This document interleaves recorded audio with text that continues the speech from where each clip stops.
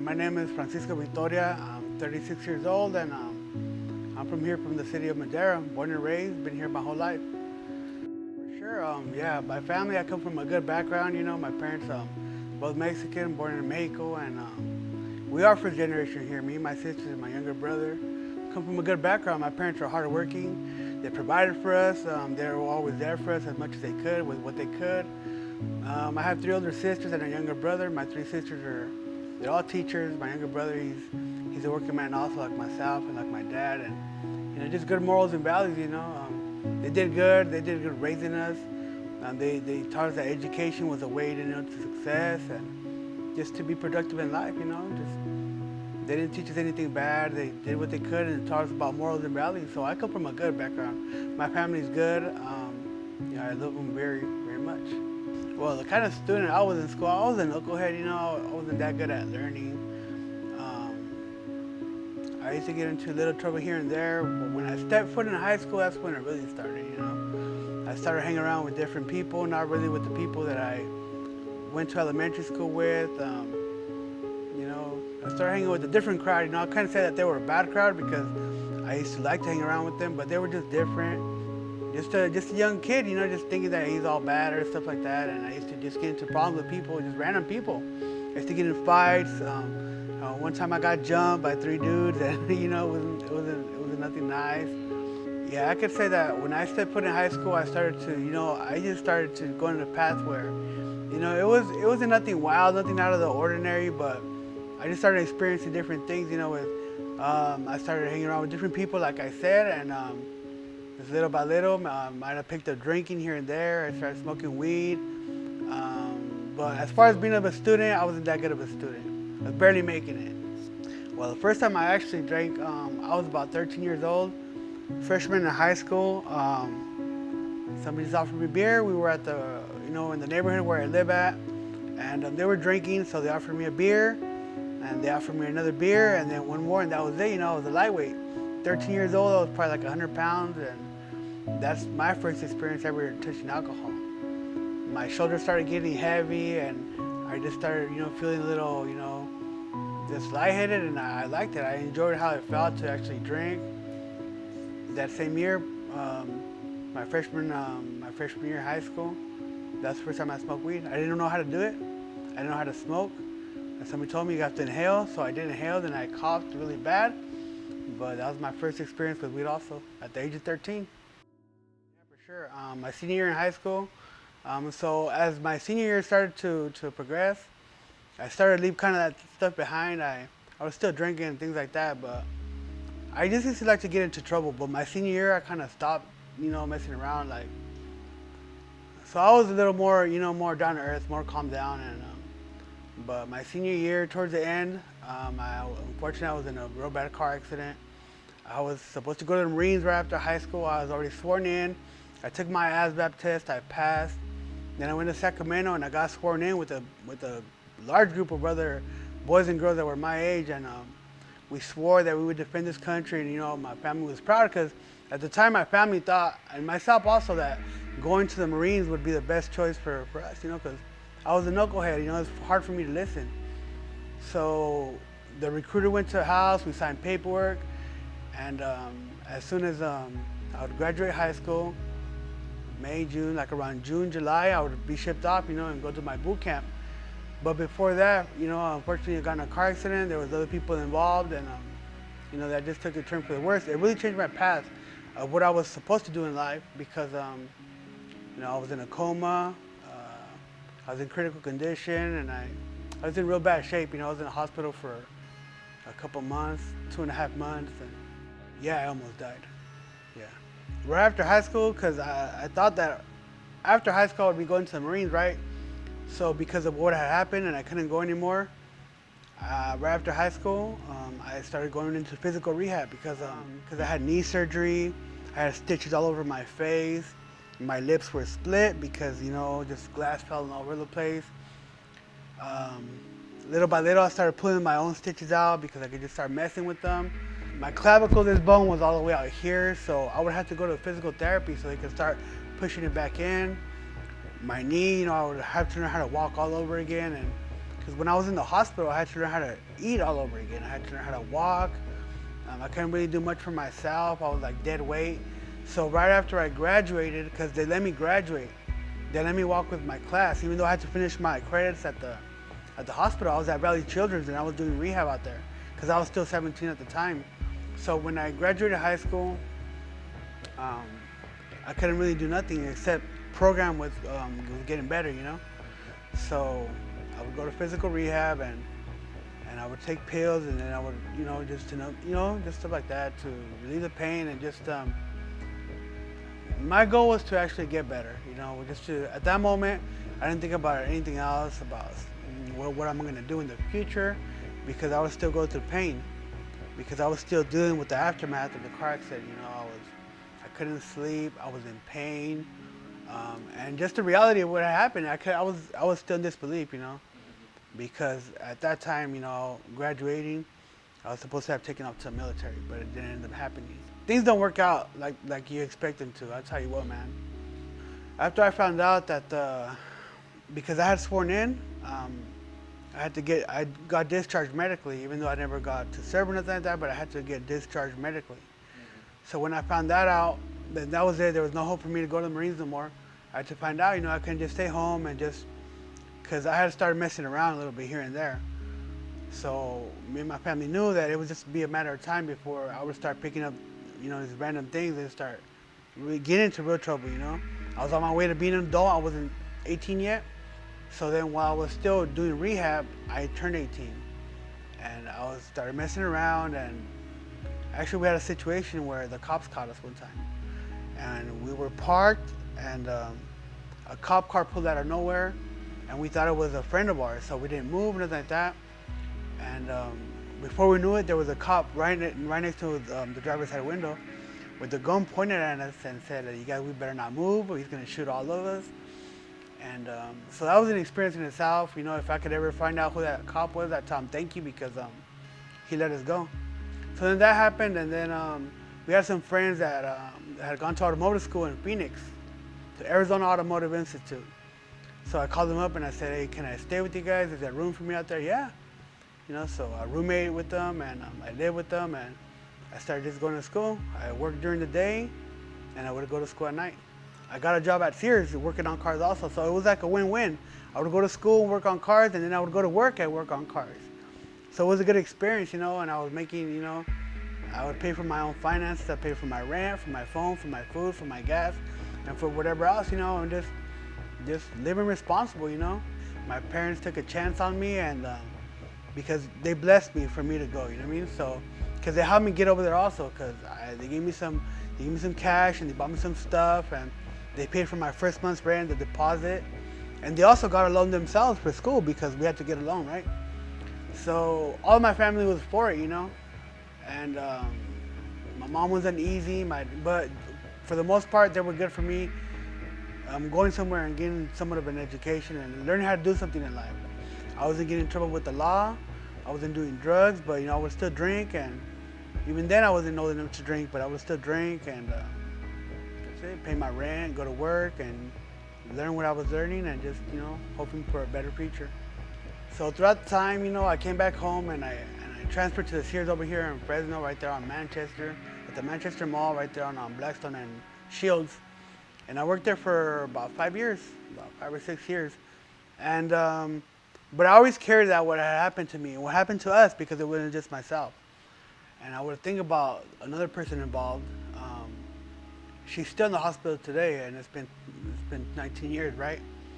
So I would always think about that person, and you could say that, because I held on to it, I never really, I may have physically been able to overcome it, but like the inside of me, I was holding on to something, like the emotional part of it, you know what I'm saying?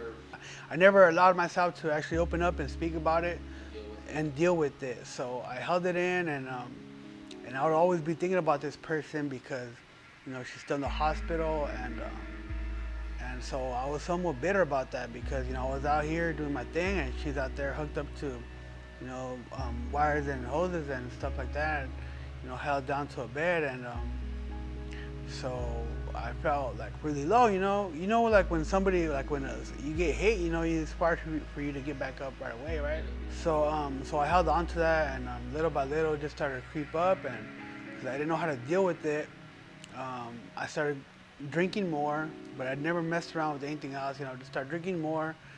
I remember that I would start to go to work. In the morning, I would grab a beer before I went to work, and I'd be drinking and driving, and even at work, I like to go out and eat, and I'd have me a beer or two.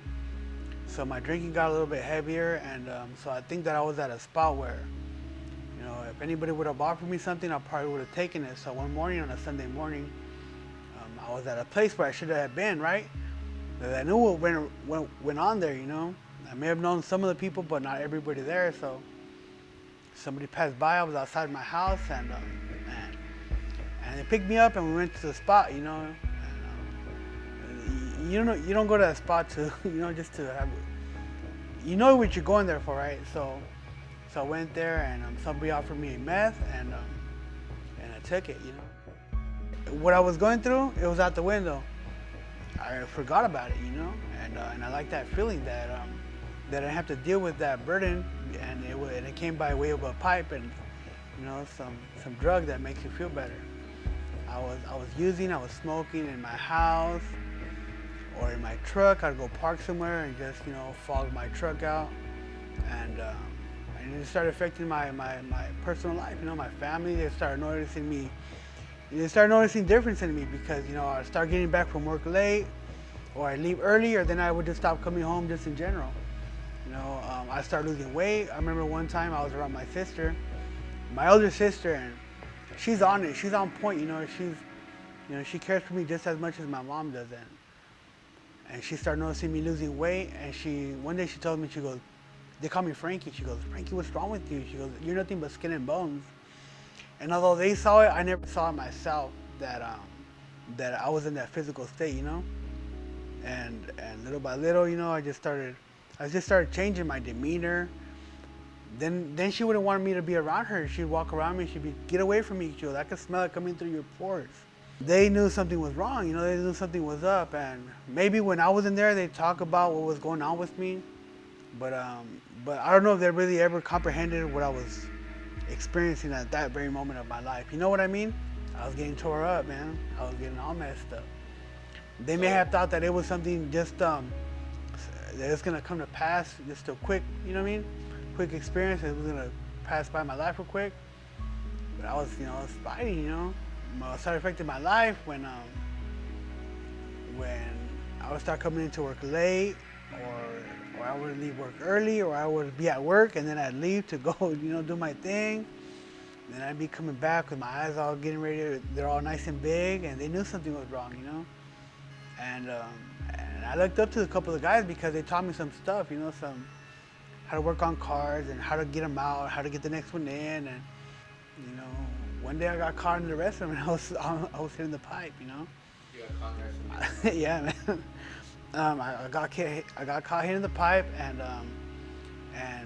I'm like, man, I can't believe that this has happened. So I went and I looked for that person, and I told him, I go, if you say something, there's gonna be problems between me and you. He never said anything, And I feel bad because I put him in a spot, I don't think that we were good friends after that, But I was at that shop for about 5 years, and it took about 5 or 6 months for me to lose that job because of the habit that I had picked up, I let it overcome me, I never fought it. I never asked for help. I never told anybody, hey, I'm dealing with this. I just let it be, I had a job, so I had money to support my habit. I had a car, I had a truck at that time. They would get me from here to there. But when you start messing around with meth, you start to hang around with some people that you never thought you'd be, I'm not trying to talk down to nobody, because then I was one of those persons, But people that carry guns, people that rob people that you get yourself into some things that you're like, you go back home, or you get to a place where you reflect on what you've done, and it's unbelievable the things that you do when you're on meth, Well, I knew that, I had gone to a low point shortly after I started using meth, I knew myself. I knew I wasn't myself. I wasn't an uncle to my nieces and nephews. I wasn't a brother. I wasn't a son anymore. I was just a thief, and I was just a drug addict, you know. And before that, you know, I ended up moving out of state for a couple years and to hopefully get better, but I only got worse, you know. You can find it anywhere, you know. You can find anything you want, you can find it anywhere. So that progressed from when I started all the way up to 2015, you know. My ups and downs, I would work here and there, but there was always tension at my house, and it was because of me. It was because of my choices, you know. I wouldn't show up. I would normally take off for about 2-3 days. If I would take off for 4 or 5, you know, then something was wrong, you know. My sister would always be calling the police department or the hospital.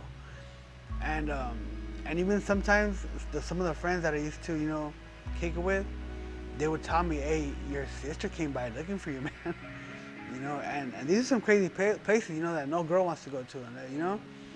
And my sister would be picking me up at odd hours of the night or the morning, and God knows where, you know, down the street, you know, in Fresno and Madera, just at corner stores when it's pitch dark, and she'd come with a nephew or with her husband and pick me up, and you know, and so I came back home after I moved out of state, and I continued to do my own thing, and just things didn't look like they were getting any better, you know, and I acknowledged that.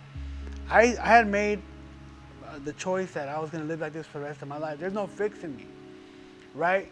So in 2015, you know, I was just super tired, you know. I was so tired of going back and forth, you know, same cycle, you know, make a couple $100, spend it all on drugs, be gone for a week, come back all sucked up, all skinny, shivering, with the high fever, sleep for a few days and get back up, hustle some more money, do the same thing all over and over again, you know. Because even when I wouldn't work, you know, I find, we find ways to do what we have to do to get what we need, you know. I'd go out and I'd go into parking lots, whether business parking lots or apartment parking lots, and I'd start, you know, opening door handles to see, or putting on door handles to see if the car was open, taking things that didn't belong to me, going to stores and just, you know, taking whatever I could, you know, turn into a little bit of money, or even if the connect could front me, you know, just keep me a 40 on tab, you know, and I'll get you next time. And after that cycle, there was a time where I was just really tired. So my family had come to a point, and my mom was always crying, and my sisters were always showing up, you know, and trying to talk to me and tell me, hey, what's going on? You know, we'd like to help you. But me thinking that I was smarter, you know, I was there's no problem here, you know, everything's all right, you know. I'm just doing my thing right now. I was just tired, man. I was just so tired. I was probably like at 75 pounds, 80 pounds, really skinny. My clothes didn't fit me anymore. They would always be sagging because I would be all skinny. Nobody wanted to hang around with me. I was just a bad influence on whoever I came across, and you know, I was just no good, you know. I mean, I had love for my family. They've never, ever, ever left me hanging. My sister, during the day, a couple of times, she picked me up when I call her, and I'd be gone for like 3 days. I need to ride home. My sister, you better stay there. You better not move, or else I'm calling the cops on you myself, you know. So she'd show up with a niece or a nephew, and I know she would do it for me to like feel bad, you know. Like, look at what you're making me go through. I'm picking you up with my kids, and I knew she'd be doing it on purpose, you know, for me to like reflect and say, because we're a family where we all know each other's business a little bit, you know. So although my nieces and nephews, they were young at that time, maybe they were around 9 or 10, around there, they knew that something was wrong with me, you know, because they kind of stay away from me a little bit. Not right now, you know, because things change now, you know. First, we had found out about this rehab place in Merced, and we had called, and my sister had called and said, I have this person, you know, my brother, we wanna check him in, and they found out some information, and it sounded good over the phone. So I forgot what day of the week it was, but we went and we showed up, and when we showed up, the place across the street was nothing but liquor stores, and it was hotels, and I told my family, I go, you know what, I'll stay, but I'm probably gonna take off tonight. And if I leave, it'll be hard for you guys to find me over here. So I said, no, well, if you're gonna leave, let's just go back home. So I went home, and because I had been up for like 9 or 10 days, and I was tired. And we stopped at the Denny's over there on 18 and a half, and we ate, we went home, and I fell asleep. I think it was on a Monday because I didn't wake up till Wednesday. And when I woke up on Wednesdays, because my sister woke me up. And my next door neighbor, he was involved with Victory Outreach. He had gone through the home, and they had talked to him. His name is Oscar Maravilla. And he came over and he talked to my mom and my sister, and his mom was there also. And he was saying, well, he could change, but he wants to change, you know? We could help him if he wants that help, you know? And, but because I was just so tired, you know, I was tired. I had, you know, maybe I had a month or a few weeks where I didn't use meth, but for the most part, from that year that I started to 2015, I went at it hard, you know? I would smoke dope as much as I could. And I was tired. I was so tired that when he came over, I just didn't have strength to push back. Right. Yeah, so I said, I couldn't fight no more, you know? I knew I needed help. They knew I wanted help. And they were more than willing, you know, my family and my neighbors, you know, Oscar and them, they provided help for me. And by introducing me to Victory Outreach in the men's home. So that was Wednesday. My bags were still packed from a few days before. So in a couple hours, we went because we have Wednesday service, right? And I showed up there, my mom dropped me off, everybody started crying. And I started crying also because, not so much because I was staying, but because I started to reflect that this is what it came down to, you know? I had to get dropped off somewhere and seek help, you know? But if that's what it has to come down to, then let it be, you know? So I stayed and I got introduced to Brother Sam, you know? Brother Sam was outside. Brother Sam talked to me in Spanish, you know? And he told me, he goes, so you're tired? You're tired of just going back and forth? Yeah, I'm tired. So what are you using? I go, I've been using meth. Oh, okay. And he told me in Spanish, he goes, so you're done with getting crazy? Which in Spanish, you know, it means, you know, you're done loqueando, you know? I said, yeah, I'm done. I go, I need help. Okay, he goes, all right, brother, you're in a good place. He goes, go inside. So I went inside on a Wednesday service, and the sisters and the brothers were worshiping, praising, everybody was fellowshipping, and the men's home had their area where we sat at. So I went and sat over there, and they said, sit down, you know, and we're gonna go through a service, you know, and just, you know, we'll leave when service is over. We're gonna go back to the men's home. So I was sitting down and I was, you know, just being observant because it was to this place I'd never been before. I knew no one there, and I remember telling myself, I go, this is not gonna work. It's not gonna work, you know. I'm raised Catholic, and these people, you know, they're lifting their hands up and they're singing, and I can't do that, you know. So I told myself, I'm gonna leave. So I got up, and as I'm walking out, Brother Gil, he's at the door, man, Brother Gil. So he gets in front of me, right, and he's wearing a nice suit, a khaki suit with the tie and everything, man, Brother Gil. And you could tell that, you know, he was, you know, he did his thing in his life too. So he goes, where you going, brother? I go, I'm just going outside to get some fresh air. Brother Gil goes, where's your accountability? I'm like, what? At that moment, I didn't know what that word meant, right? I go, what do you mean accountability? He goes, well, you have to have someone else with you. I really told myself, I go, where did I come that I can't even go outside, you know, by myself? So I sat down and I went back and took my seat, and I went through the program that day, you know. That day, I was obedient, you know. I just sat down and stood still, even though my nerves were all over the place because I was still coming down from mass, you know. I went home and we got on the van, 15 men, maybe 16, 17 with me. Couldn't believe, man, there was all kinds of men in that van, you know. But the atmosphere, it felt different, but it felt good at the same time, you know. I could tell that each face, you know how we know your own kind? If you see like an alcoholic sees an alcoholic, you know your kind, and you see a meth addict sees a meth addict, and you know. Some men were older, some were younger, you know, I may have been in between at that time. I think I went in, I was 30 years old, 31.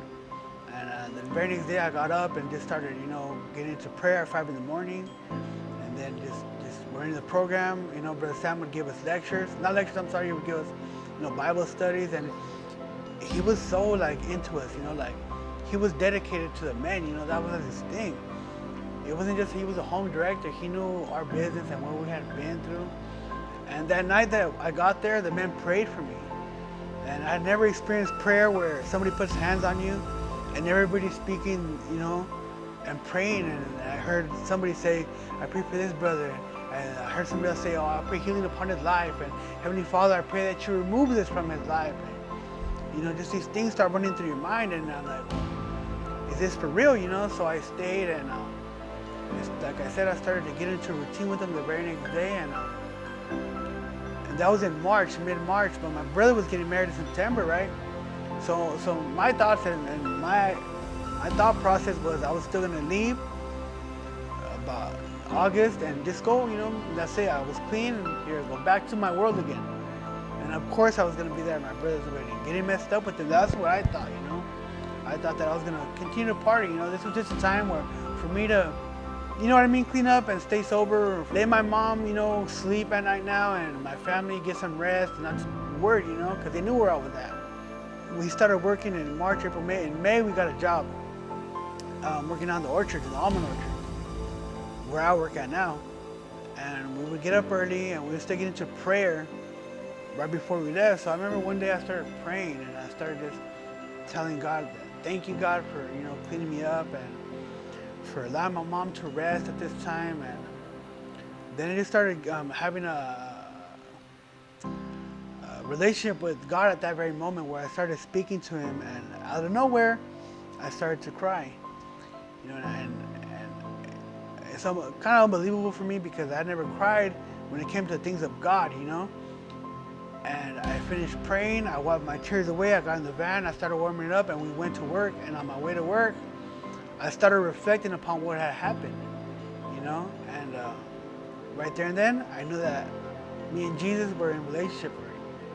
I started to fall in love with Jesus at that. I knew at that moment that I'd say it was a wrap, I maybe not so much, but I had given my life to the Lord at that moment. When I started experiencing the love of God in my life, He started to fill me with the Holy Spirit. I really did feel it, and it felt good because there were more tears of joy, of relief, that I was being protected by my Maker, the one that knew me before I was born.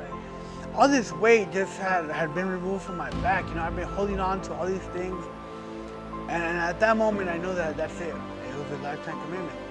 Maybe it's unbelievable for some people, but I knew for myself that I had been on meth for 8 years, and I knew that at that point that I got into a relationship with the Lord, and that was it. And it was submission day after day, repentance, just appreciation and thankfulness, and I learned the background from some of the men that were in there. No family, no support, never met their father. Their mother was an addict as well, and used to beat on them. And here I have a family that supports me, but yet I still, live that life, right?